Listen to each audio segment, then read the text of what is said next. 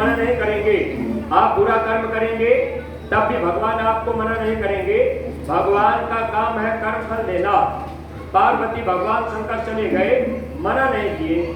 अगर आज हम आप मंदिर में जा रहे, शराब पी करके मंदिर में जाएंगे तब भी भगवान मना नहीं करेंगे। आप गांजा पी करके मंदिर में पूजा करेंगे तब भी भगवान आपको मना नहीं करेंगे। लेकिन जब आप वेद पुराण शास्त्र और आप कुरान उठा करके पढ़ेंगे तो उसमें आपको बात मिलेगी कि गांजा पीने वाले जीव को सजा कैसे दी जाती है, शराब पीने वाले जीव को सजा कैसे दी जाती है। एक एक कर्मों का विधान उसमें लिखा हुआ है। पराई माँ बहनों पर कुदृष्टि डालने वालों को सजा कैसे दी जाएगी, ये सब कुछ लिखा हुआ है। प्रेमी भाई बहनों, जो कर्म हम आप इस संसार में कर रहे वो माफ नहीं होगा, भगवान माफ नहीं करते। भगवान शंकर पार्वती चले गए, काफी समय बीता। भगवान शंकर और पार्वती लौट के आ रहे थे। पार्वती का ध्यान नदी के किनारे फिर गया। पार्वती ने क्या देखा, नदी के किनारे बालू में एक ऊंट गिरा हुआ है, हाथ पैर पटक रहा है, बार बार उठना चाहता है, उठ नहीं पा रहा। पार्वती को दया आ गई।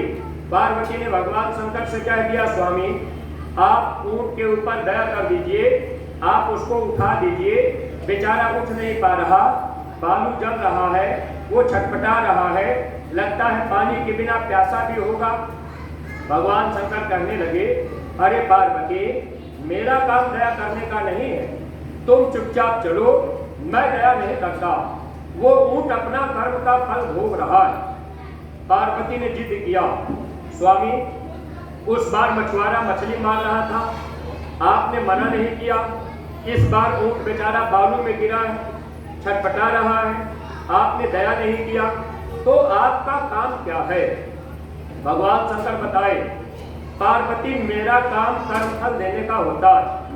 आपके रामायण में लिखा है, भगवान राम ने बताया है, काल रूप तिनकर में भ्राता, शुभ और अशुभ कर्म फल दाता।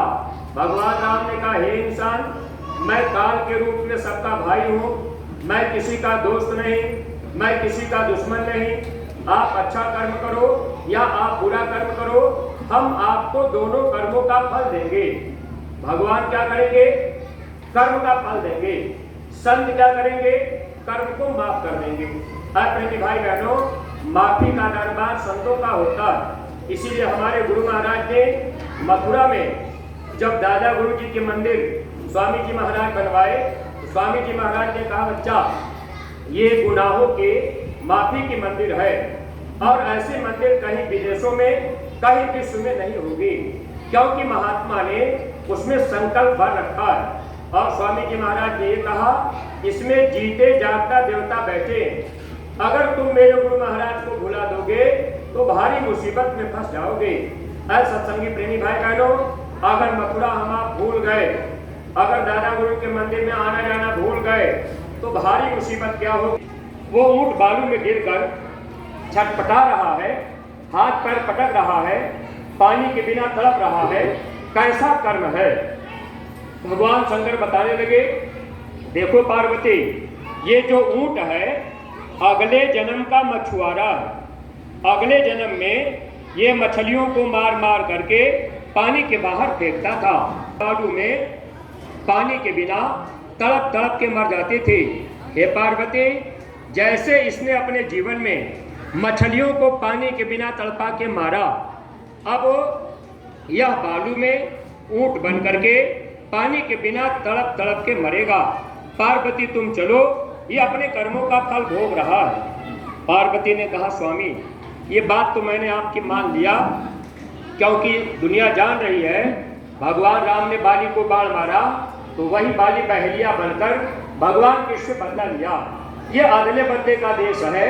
पार्वती ने कहा, स्वामी मैंने मान लिया, लेकिन एक बात मुझे बताइए, ऊंट के शरीर में घाव हो गया और उसमें इतने बड़े बड़े कीड़े पड़े हुए हैं, ये कीड़े ऊंट को काट रहे, ऊंट बेचारा छटपटा रहा है, ये कैसा कर्म है।